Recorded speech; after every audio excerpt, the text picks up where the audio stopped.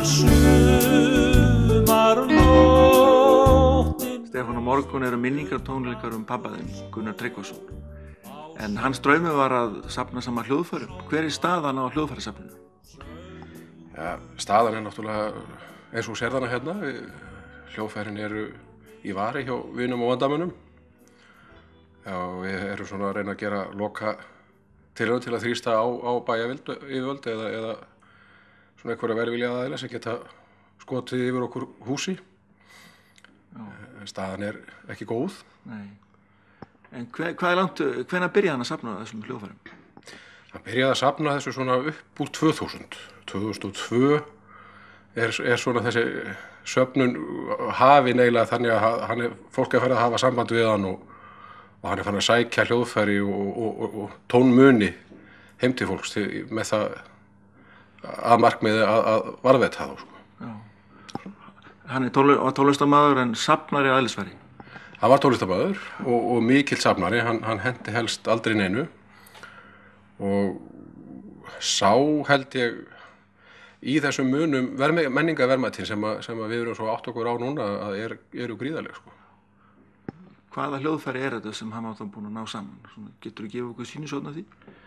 Já, það til dæmis, hann bjargaði kirkjuorgelinu úr Seyðisfjarðarkirkju, stórt og mikið orgel sem að stendur upp á Glerutorgi og er það til sýnis. Það var orðið mikið skemmt, það voru fyrir vatnstjóni og átti að henda því.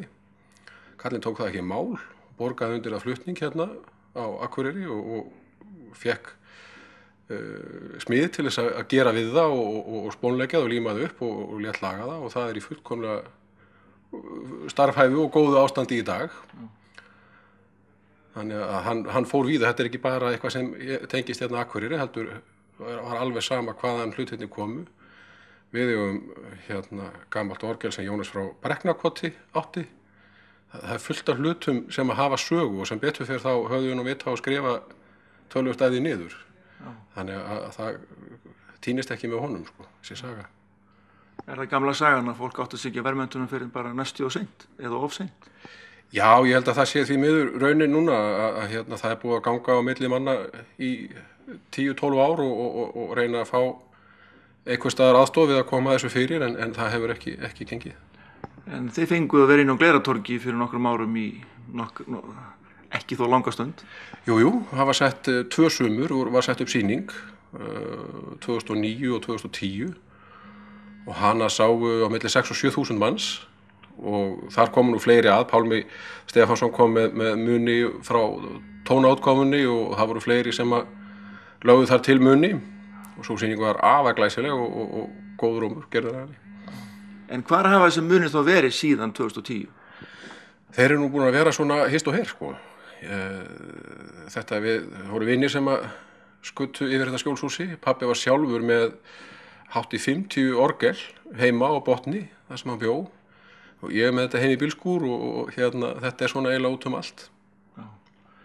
Þannig að þolinmæði ykkar er á þrótum eða hvað? Hvað var þetta geymslu? Já, þolinmæðin eða svona þolmörking kannski, væri svona að fara að nálgast það að hérna, finna eitthvað svona endanlegt húsnæði eða kannski ekki endanlegt en svona til lengri tíma þannig að sé hægt að geyma þetta á meðan að við finnum út úr í hvað er hægt að gera, sko. En maður er svona búinn að níðast á velvilja samborgarana kannski dálítið. Er ekki alltaf ótrúlegt að það skuli hvergi vera til tónlistarsafn?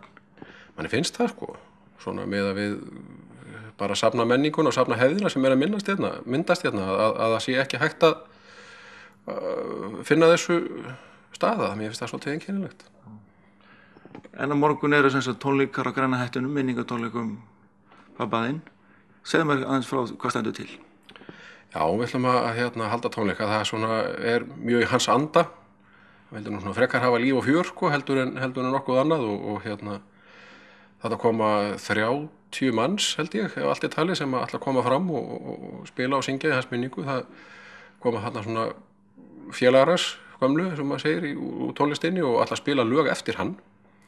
8 lög sem hann var búinn að gefa út á plötum. Síðan ætlum við bræðurnir að koma saman og við erum 3 og ætlum að bæði hver í sínu lagi og svo saman að flytja tónlist eftir hann og eftir okkur og það koma þarna fram fleiri. Óskar Péturs kemur þarna fram, Herdís Ármannsdóttir sem að söng lengi með pappa, Rúnar F. og hljómsveitin hans, strákar sem að árum saman eru búin að bera þessa hluti með okkur og fá þarna laun fyrir það að fá að koma fram ókeypis.